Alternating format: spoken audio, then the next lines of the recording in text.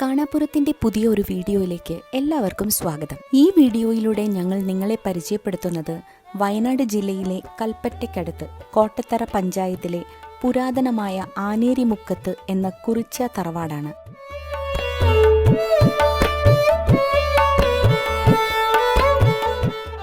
നൂറ്റാണ്ടുകളോളം പഴക്കമുള്ള ഈ തറവാട് പുതുക്കി ഓടുമേഞ്ഞത് 1951 അതിനേക്കാൾ എത്രയോ വർഷം മുമ്പ് ഇത് പുല്ലുമേഞ്ഞതായിരുന്നു എന്ന് തറവാട്ടിലുള്ളവർ പറഞ്ഞു. അപ്പോൾ ഏകദേശം ഈ വീടിന്റെ പഴക്കം നമുക്ക് ഊഹിക്കാമല്ലോ.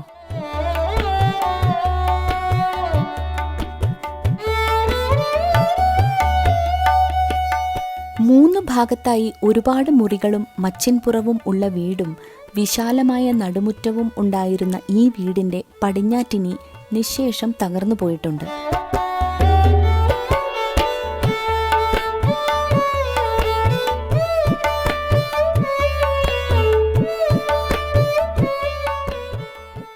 ആനേരി, ആനേരിമുട്ടിൽ, താഴെ ആനേരി, മല്ലിശ്ശേരി, പാലുകാപ്പിൽ, കാവുമുട്ടിൽ, കരിങ്കുറ്റി, തെറ്റുവാടി, പൂളക്കൊല്ലി, ഈരങ്കൊല്ലി, വലക്കോട്ടിൽ, വീട്ടിയേരി, കാപ്പുംകൊല്ലി, തേങ്ങാക്കൊല്ലി, പുലിമുണ്ട എന്നീ തറവാടുകളുടെയെല്ലാം കാരണവർ സ്ഥാനം ആനേരിമുക്കം തറവാടിനാണ്.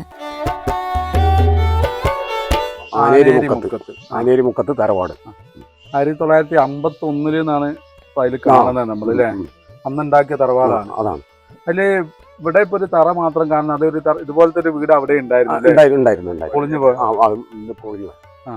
അപ്പൊ ആ വീടും ഇങ്ങനെ ഏകദേശം ഇങ്ങനെ പൊളിഞ്ഞു പോവുകയാണ്. ഇത് മെയിൻറ്റെയിൻ ചെയ്യാൻ ബുദ്ധിമുട്ടായിട്ടാണോ, അല്ലെങ്കിൽ എല്ലാരും ഇങ്ങനെ വെഞ്ഞു പോയപ്പം പിന്നെ മെയിൻറ്റെയിൻ ചെയ്യാൻ ബുദ്ധിമുട്ടുള്ളത് കൊണ്ട് തന്നെയാണ് ഇപ്പൊ ഇങ്ങനെ നിൽക്കുന്നത്, ഈ നിലയിൽ നിൽക്കുന്നത്. ശരിക്കും ഇത്രയും പഴക്കമുള്ള വീടുകളൊക്കെ വയനാട് ജില്ലയിൽ മാത്രമേ നമ്മളിങ്ങനെ കാണാറുള്ളൂ. കാരണം അതും ഈ കുറിച്യ സമുദായപ്പെട്ട തറവാട്, കൃഷിയും അതിനോടനുബന്ധിച്ചുള്ള കാര്യങ്ങളും കൊണ്ട് നടക്കുന്ന ആൾക്കാരാണല്ലോ നിങ്ങൾ. പ്രത്യേകിച്ച് ഇപ്പോഴും കൂട്ടുകുടുംബമായിട്ട് എല്ലാവരും അണുകുടുംബമാകുമ്പം നിങ്ങളെപ്പോഴും കൂട്ടുകുടുംബമായിട്ടാണ് എല്ലാ കാര്യങ്ങളും ചെയ്യുന്നത്. കൃഷിയായാലും എല്ലാ കാര്യത്തിലും. കൊയ്ത്തൊക്കെ കഴിഞ്ഞ് വരുന്നതിന് വൃശ്ചിക മാസത്തിൽ നമ്മൾ കൊയ്ത്തൊക്കെ ഏകദേശം കഴിയും. പിന്നെ നമ്മള് ഉത്സവത്തിന് വേണ്ടി ധനുമാസം മുതല് മകരം പിന്നെ ഒരു 10-25 ഡേറ്റിനുള്ളിലായിട്ട് ഉത്സവത്തിന്റെ പരിപാടി. പിന്നെ ഇവിടുന്ന് വെച്ചാല് ആനേരി ഞങ്ങൾ വിഷ്ണു ക്ഷേത്രണ്ട്, ഇവിടുന്ന് എഴുന്നേൽത്തും പോകാറുണ്ട്. അവിടെ ഇവിടുന്ന് എഴുന്നേൽത്ത് എത്തിയാലേ അവിടെ പരിപാടി തുടങ്ങും.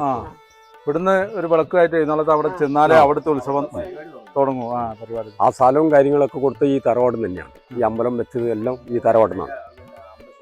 3 ഏക്കർ കൊടുത്ത 3 ഏക്കർ സ്ഥലം അമ്പലത്തിലേക്ക് കൊടുത്തു. വർഷം തോറും നടത്തി വരാറുള്ള ഇവിടുത്തെ കോള് എന്ന ആചാരം കഴിഞ്ഞതിന് ശേഷമാണ് ഇത്രയും തറവാടുകളിൽ എന്തൊരു വിശേഷാൽ പരിപാടികളും നടത്തുകയുള്ളൂ.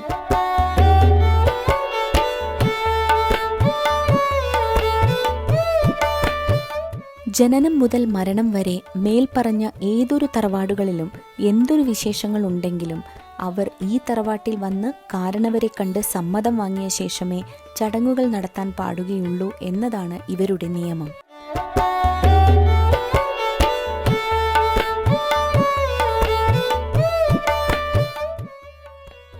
നിങ്ങളെ കൂടുന്ന ഈ കൃഷിയിലേക്ക് ആൾക്കാർ വരുന്നുണ്ടെങ്കിലും വിദ്യാഭ്യാസമായിട്ട് ജോലി കിട്ടിപ്പോയ ആൾക്കാരൊക്കെ ഉണ്ടോ? ഉണ്ടല്ലേ. അവരും ഈ സമയമാകുമ്പോ വരും എല്ലാ പരിപാടിക്കും വരും. കൊയ്ത്തിനായാലും ഞങ്ങള് കൊയ്യുന്നതിനൊക്കെ ഒരു സദ്യ ഉണ്ട്. ഫസ്റ്റിൽ കൊയ്യുന്നതിന് നാട്ടിപ്പണിക്ക് നാട്ടി വെക്കുന്നത് അതൊക്കെ ഒരു സദ്യകളായിട്ട് ഞങ്ങൾ കഴിക്കും. അങ്ങനെയൊക്കെ നെല്ലെടുത്ത് അരിയാക്കി പുറത്തുനിന്ന് സാധനം ഇല്ല. മെയിനായിട്ട് ഈ വയസ്സർച്ച കല്യാണം അത് വയസ്സർച്ച കല്യാണം എന്ന് പറഞ്ഞാൽ ഞങ്ങള് കഴിക്കും. ആ ചടങ്ങ് അത് എല്ലാരും വരും. അത് അതിന് സദ്യയും കാര്യങ്ങളെല്ലാം ഉണ്ടാവും. അത് നല്ല ഭംഗി പോലെ കഴിക്കും. ഇപ്പൊ എന്റെ മോള് ഒരു വയസ്സരച്ചെന്ന് വെച്ചോളി, എനിക്ക് സ്വന്തം ഇഷ്ടത്തിന് ചെയ്യാൻ പറ്റില്ല. ഇവിടെ വന്നിട്ട് ആദ്യം പറയണം ഇവരോട് പറയണം ഇങ്ങനെ മോള് വയസ്സരച്ചിട്ടുണ്ട്, അപ്പൊ ഇവിടുന്ന് ആള് വരും. ആള് വന്നെങ്കിലേ മോള് പിന്നെ അകത്താക്കാൻ പറ്റുള്ളൂ. അങ്ങനെയൊക്കെ ഓരോ ചടങ്ങുകളുണ്ട്. കുറിച്യ സമുദായങ്ങളെ പോലെ ബന്ധങ്ങൾക്ക് ഇത്രയും മൂല്യം കൊടുക്കുകയും കാരണവന്മാരുടെ തീരുമാനങ്ങളെ അനുസരിക്കുകയും ചെയ്യുന്ന മറ്റൊരു സമുദായം ഇന്നത്തെ കാലത്ത് കാണാൻ പ്രയാസമാണ്. പണ്ട് കാലത്ത് കാരണവന്മാർ വെറ്റില കുത്തിയെടുക്കുന്ന സാധനമാണ് ഇങ്ങനെ വെക്കരുത്. ഇത് ഒരുപാട് പഴക്കം കൊണ്ട് ഇതിങ്ങനെ ഇതിങ്ങനെ ഇടിച്ചിടിച്ച് ഇത് അടിവശം ഇത്ര ആയിട്ടുണ്ട്. അതിന് ശേഷം ഉണ്ടാക്കിയതാന്ന് തോന്നുന്നില്ലേ ഇത്?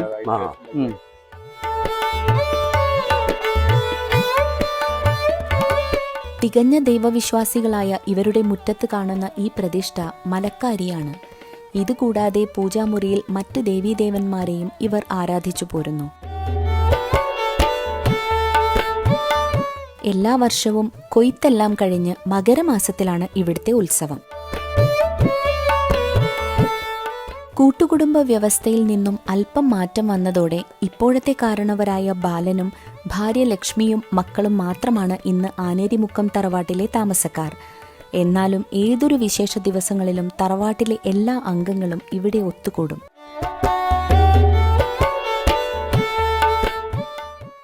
നെല്ല് കൊയ്തിട്ട് ഒന്നായിട്ട് ഇവിടെ മുറ്റത്ത് കൊണ്ടിടുന്ന സമയത്ത് പൊക്കലിടുന്നത്, അതായത് ഇങ്ങനെ തോണ്ടി കൂട്ടിയെടുക്കാൻ മുളയുടെ കുറെ സാധനങ്ങളാണ് ഇത്. ഒക്കെ പരമ്പരാഗത രീതിയിൽ തന്നെയാണ്, ഒന്നും ആധുനിക രീതിയിലുള്ളതല്ല. ഇങ്ങനെ പൊക്കലെടുക്കാൻ അല്ലേ. കുടുംബത്തിലെ എല്ലാവർക്കും വിഷുക്കൈനേട്ടം നൽകുന്നതും ഓണസദ്യയും മറ്റും നടത്തുന്നതും എല്ലാം ഈ തറവാട്ടിൽ വെച്ചാണ്. തറവാടിനോടനുബന്ധിച്ച് പണ്ടുകാലത്ത് ഒരു ക്ഷേത്രമുണ്ടായിരുന്നു. തൊട്ടടുത്ത് തന്നെ വിഷ്ണു ക്ഷേത്രം ഉള്ളതിനാൽ ഈ ക്ഷേത്രം പൊളിച്ചുമാറ്റി ഒരു കാവാക്കി മാറ്റി. ഇവിടെ ഭഗവതി, കരിയാത്തൻ, ഗുളികൻ എന്നീ പ്രതിഷ്ഠകളെ കൂടാതെ പുള്ളുമൊട്ടൻ തമ്പായി എന്നൊരു കുലദൈവത്തെ കൂടി ആരാധിച്ചു വരുന്നു. തൊട്ടടുത്ത ക്ഷേത്രമായ ആനേരി വിഷ്ണു ക്ഷേത്രത്തിലെ ഉത്സവത്തിന് ദീപാരാധന നടത്തണമെങ്കിൽ ആനേരിമുക്കത്ത് തറവാട്ടിൽ നിന്നും വിളക്ക് എഴുന്നള്ളിപ്പ് അതിനു മുന്നോടിയായി ക്ഷേത്രത്തിൽ എത്തണം എന്നതാണ് ആചാരം.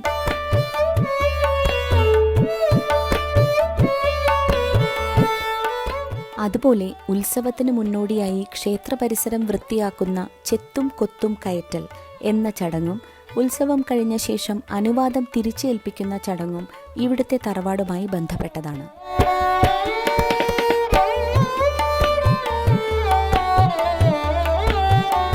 ദൈവപ്പുര നിലനിന്നിരുന്ന പടിഞ്ഞാറ്റയുടെ തകർച്ചയോടെ തറവാട്ടിലെ ഐശ്വര്യത്തിന് ചെറിയൊരു മങ്ങലേറ്റു എന്ന് തറവാട് കാരണവത്തിയായ ലക്ഷ്മി ചേച്ചി പറഞ്ഞപ്പോൾ ആചാരങ്ങളോടുള്ള അവരുടെ ആത്മബന്ധം ഞങ്ങൾക്ക് ശരിക്കും മനസ്സിലായി.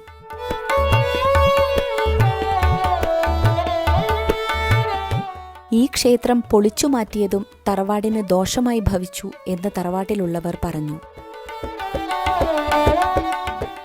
എടപ്പിടി തറവാടിനോടനുബന്ധിച്ചുള്ള തറവാടുകളിൽ 9 ശാഖകളിൽ ഒന്നാണ് ആനേരിമുക്കത്ത് തറവാട്.